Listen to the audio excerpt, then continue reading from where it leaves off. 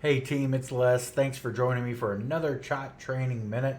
Today we're going to be doing part two in our series on painting the picture, quality documentation in hospice. If you haven't seen episode one, click the link, go back and watch that episode, and then come back and watch this one.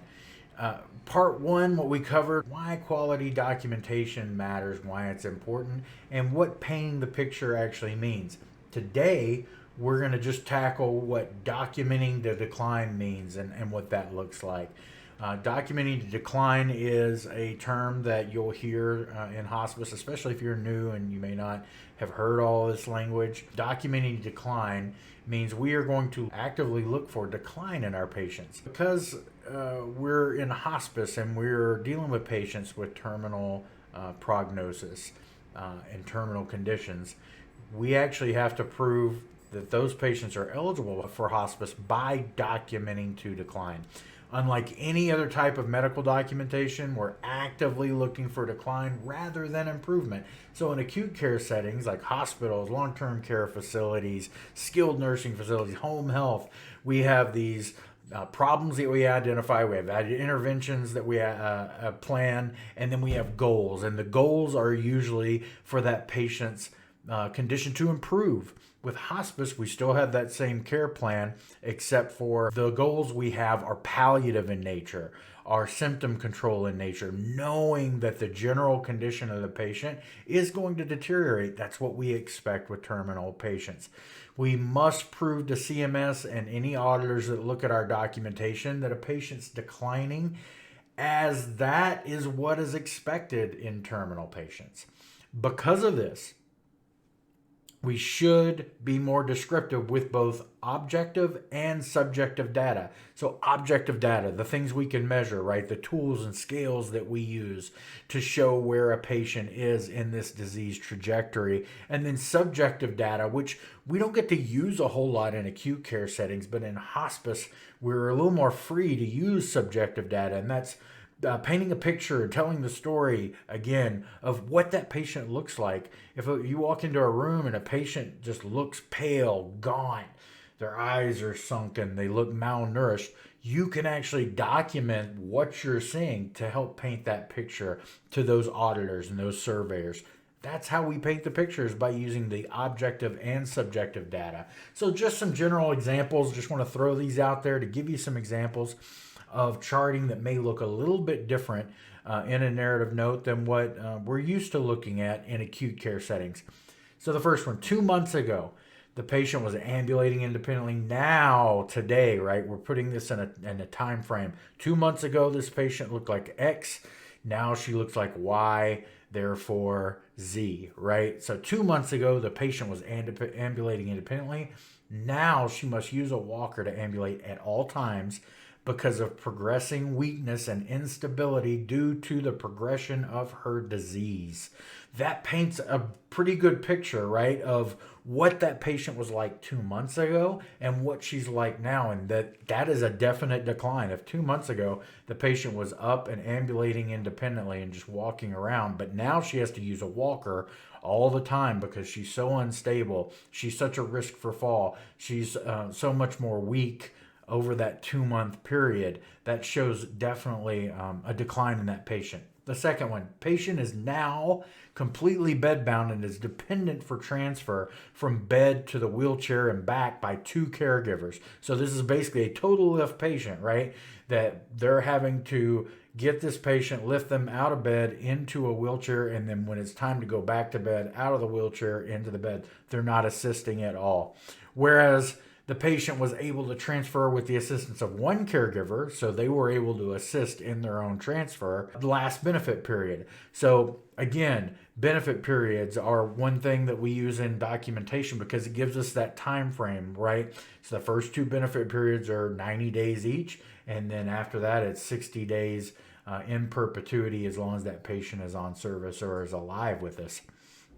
So it paints a good picture of what that patient looked like in the last benefit period. And then if we're talking about recertification, we can present to the doctor, hey, Last certification period, this patient was able to assist with the getting in and out of bed from their wheelchair. They were in a wheelchair, but they were able to assist with the assistance of one person to get out of bed into the wheelchair and back. Now they're a total lift. They're not able to assist at all because their disease has progressed, right? The third example here, the patient's daughter, Carla, reports that over the last 2 weeks, the patient's appetite has decreased. If we stop there, that wouldn't be enough to paint a picture, right? Appetite's decreased. Well, what does that mean, right? That means, she might have a couple of eggs, some bacon, toast in the morning, and now she's eating one less piece of bacon. That's a decrease, but it doesn't flesh out painting the picture, right? It does not fully fleshing out that note. So the patient's daughter, Carla, and important here that we identify the patient's daughter by name. It specifies who we talk to and who we're receiving this data from. Reports that over the last 2 weeks, the patient's appetite has decreased.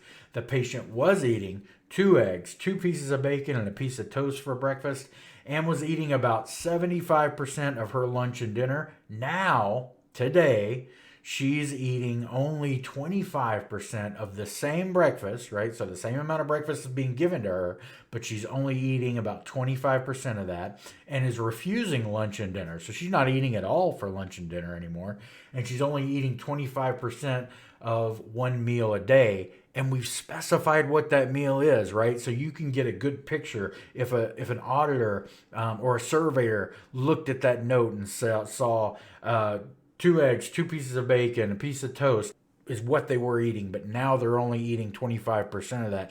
They can get a pretty clear picture in their mind. Oh, they're just eating a handful of bites of this and they're done, and they're not eating lunch or dinner at all. They're refusing. So that's a pretty significant change. Carla also reports that the patient's only drinking a total of 16 ounces of fluid throughout the day. So anybody that knows what 16 ounces is, it's a regular sized Dasani Aquafina bottle of water. That's 16 ounces of fluid. And she's doing that, and that's all she's doing throughout the day. So again, a significant food and fluid intake, nutritional intake for this patient. And we've painted the picture by telling details of what that looks like. And then the final example, patient appears pale and gaunt with dark circles under his eyes. He's cachectic, and temporal and buccal wasting are noted. His clothes are ill-fitting and hang on his frame. The facility nurse, Kelly, reports that the patient spends 8 to 10 hours during the day in bed sleeping. And she also reports that when he's up in his wheelchair, he's frequently observed sleeping there as well. So this patient clearly, with all of this language, look, pale, gaunt, dark circles under his eyes. He's cachectic. Cachectic means appearance of malnutrition. So you can almost see the picture of this patient forming in your mind as you're reading this. Temporal, right? Temporal wasting is when we see these areas at the temple concave, and you can clearly see that it looks like a wasting away patient. And buccal wasting, so at the cheeks, sunken cheeks, that's noted. So we can see when we read this note a pretty clear picture of this patient. He looks like he's in bad shape. His clothes are ill-fitting and hang on his frame, which means they're too big for him because he's clearly lost weight and he's wasting away. The facility nurse is reporting that he's sleeping in the bed most of the day, and when they do have him up, he falls asleep in his wheelchair. Those are all important things to document because they paint a picture of a patient that's pretty severely ill and declining. And again, we are documenting to decline to paint that picture. I want to thank you for joining me today. As always, if you have any questions or ideas for future trainings, email me at lharp@chot.org or click me, and I will get back to you as soon as I can. Thank you for everything you do for our patients, our families, our facilities, and one another. Y'all have a great day.